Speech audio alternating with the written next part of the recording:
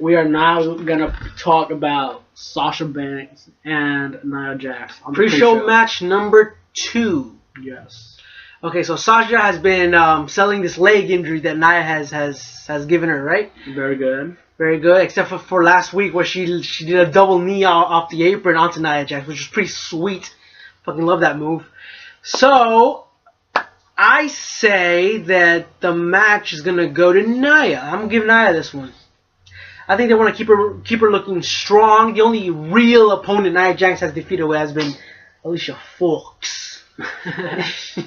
So I predict that they want to keep Nia Jax strong until maybe a title program with the champion, whoever that might end up being.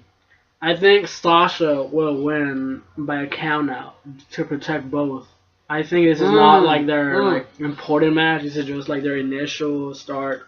Really feel the feud match. Right. So I think it's gonna be a countdown, or maybe Nia will go crazy and disqualify herself.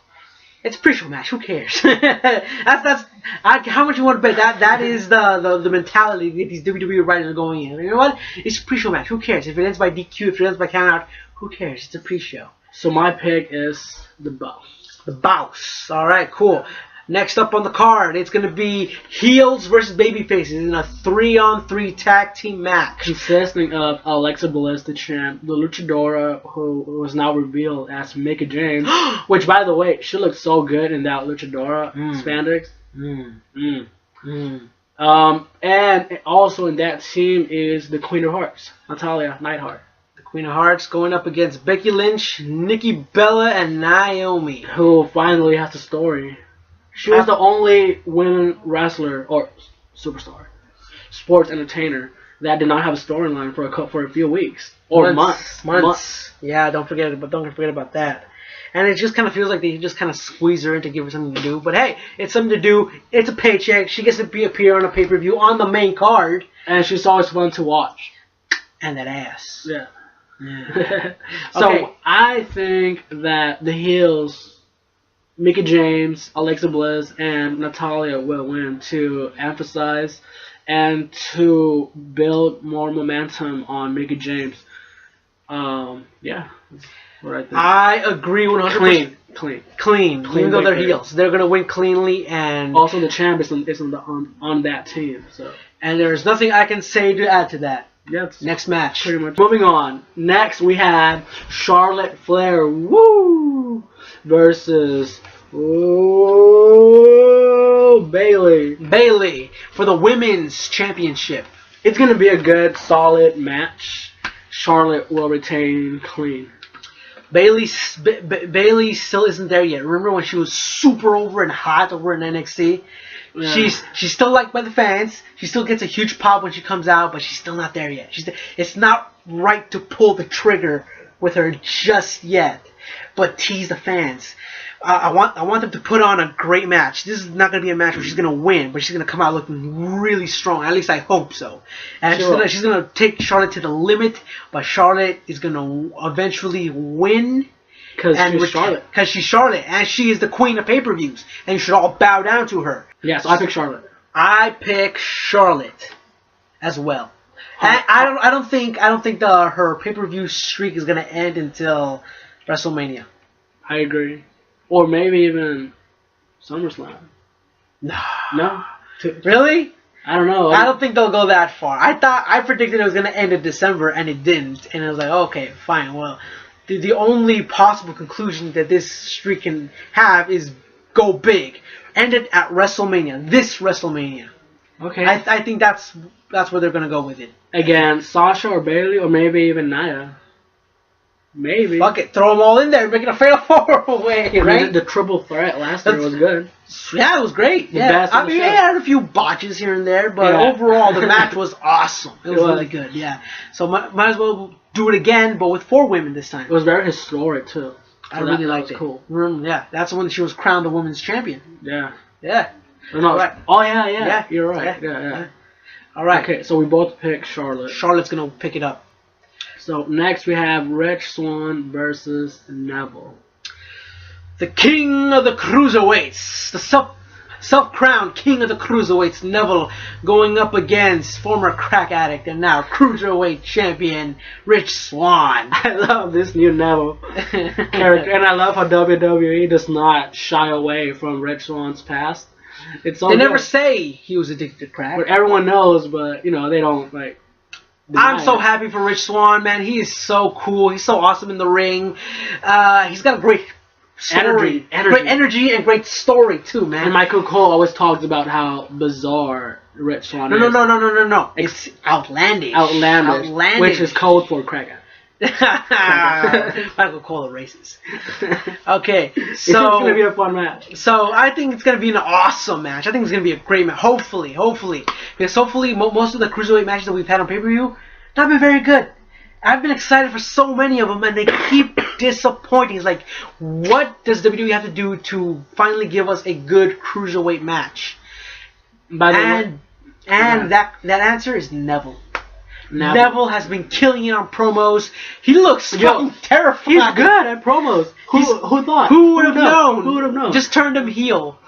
Most people's answer to everything is, oh, just turn him heel and they'll be awesome.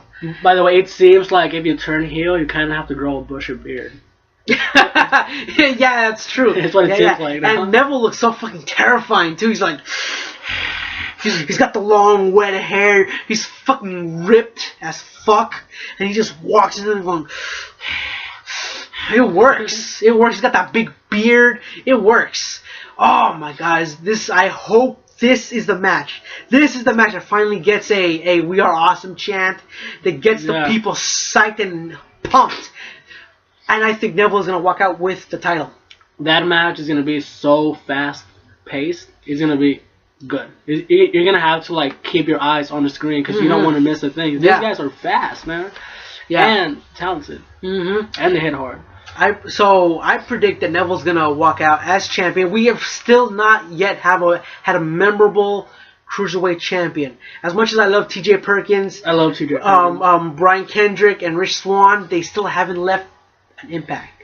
They still haven't made that title mean something. And I think Neville is gonna be that thing that's gonna finally give that cruiserweight title some prestige, some real meaning, some credibility. Yeah. Yes. A champion that the cruiserweight division deserves, you know? Yeah. Who's going to be the one to finally topple the cruiserweight king? And then that person is going to be their responsibility to take that title to the next level and elevate it, just like Neville did. Yeah.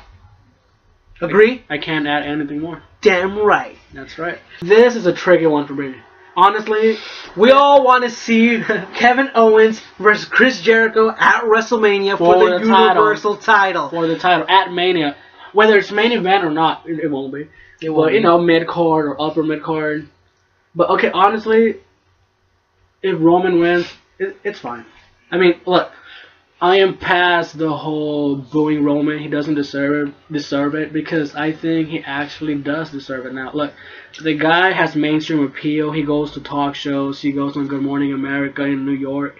And he's got a great look. He has a great look, great personality when he's not scripted. He's a good wrestler. He can tone down the Superman punches, but he is a good wrestler. I agree with the Superman punches. He's good. I think his mic skills are still a bit... definitely... Yeah. They're getting better. Not way better, but better.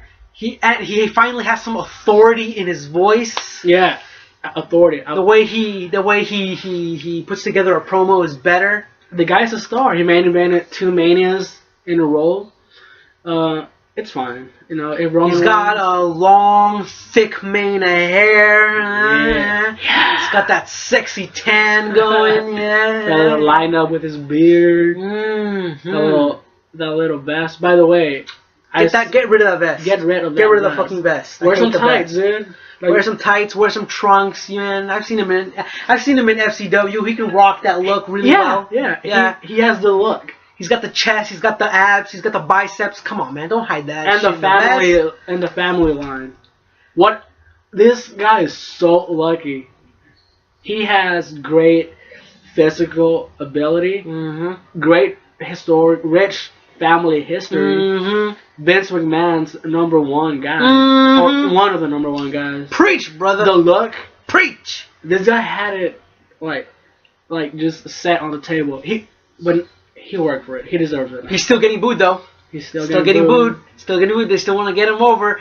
And what better way to get him over than to beat Kevin Owens for the Universal title? The indie star. The indie star, and get his ass to WrestleMania with that title. How much you want to bet when he wins that title he's going to wear it on his shoulder, in front of his shoulder, not hanging off the back like he did with the U.S. title? How much you want to bet? How much you want to bet? I agree. Yeah, that's damn right. Yeah. And let's not forget that Chris Jericho will be hanging from the ceiling on a shark cage. Do you think that? Oh, and it's a DQ match. Yeah. Makes no sense, but whatever. But WWE writing for. Okay, so what do you think? Honestly, I'm more inclined to Roman Reigns winning. I want Kevin Owens to win, but I think Roman Reigns Kevin Owens to win. But it could play up differently. What if Y2J, somehow manages to get out of the cage? Somehow. It's WWE. You never know. Anything can happen. Okay, he somehow manages to get out of the cage, into the ring, into the match, and he costs Kevin Owens the title. And can you imagine him like getting out of the cage and then jumping off? What an awesome spot that would be! He lands on the spot. Yeah. Like a lion salt. How cool would that be? Too dangerous. Oh, he's too fucking old. That is no way that's gonna happen. Wishful thinking. A DDP Yo can only do so much. Yeah, that's right. I do predict that. Did you see the NXT match where they hung Paul Ellering? I did. Over the ring in the cage, and then he dropped a chain. Think Jericho, just like in NXT, because we know how much WWE loves to rip off NXT, he's gonna have something with him when he gets in the cage, and since it's no DQ, he's gonna drop it, whether it be brass knuckles or something. Bomb. Yeah, something. He's gonna drop it, and Kevin Owens is gonna try to use it, but Roman Reigns is gonna use it instead. Calls him the title. Roman Reigns wins the Universal Championship, and then the best friends bicker, and then they're like, oh, they're all in their face, and they're gonna start fighting each other, which sets up, or they'll just argue, and then they'll slowly build it to WrestleMania, or maybe next night, or maybe next night. Yeah, you never know. Yeah. So we both agree Roman Reigns walks out with the Universal title. Roman Reigns. Unfortunately. Roman Reigns. So next match is AJ Styles versus John Cena. This is the hardest one for both of us. Okay, I'm torn between wishful thinking and what's actually gonna happen. Okay, so I don't think that Vince McMahon wants a TNA guy to main event a WrestleMania with his championship. The so prestigious. Even though AJ has been the MVP of last year. Better than Rollins. He has had just moment after moment, match after match. This guy deserves to main event a WrestleMania with that WWE title. By the way, isn't gonna let not saying that AJ is better than Rollins. He just had a better year. That's what yeah. Both it could have gone either way. Yeah. It could have gone either way. But yeah, I agree with you there. It's gonna be one hell of a match. It might steal the show. Cause come on, Cena can wrestle. Well, now he can. Yeah. Now that he's not resting on his laurels, now we see a little fire on John Cena. Now that we finally get to see some variety with John Cena, moving to SmackDown is the best thing that has happened to John Cena's career in years. And I like this new, I guess, twist on Cena's character. I think it's the closest we're gonna get to a heel Cena. Yes. Cause first night he came back, he straight up said, "I'm gonna have the new era." I'm gonna have Like, this is my time. It's still my time. He said, "My reign is still in effect." He said, "I'm getting a title shot. Why? Because I'm John Cena." Yeah, I love that. That was so great. Oh my God! Finally, he's finally gotten interesting after years of the same generic ass shit. We're finally getting something new from John Cena, and finally, this is the reason why we liked him so much back in 2005, 2004, 2006, back when he still had fire. Chain Gang, yes, that attitude. Finally, we're getting something new. I love it. And yes, even though I don't want to see Cena with the title, because I've seen it a bajillion times. 15 times.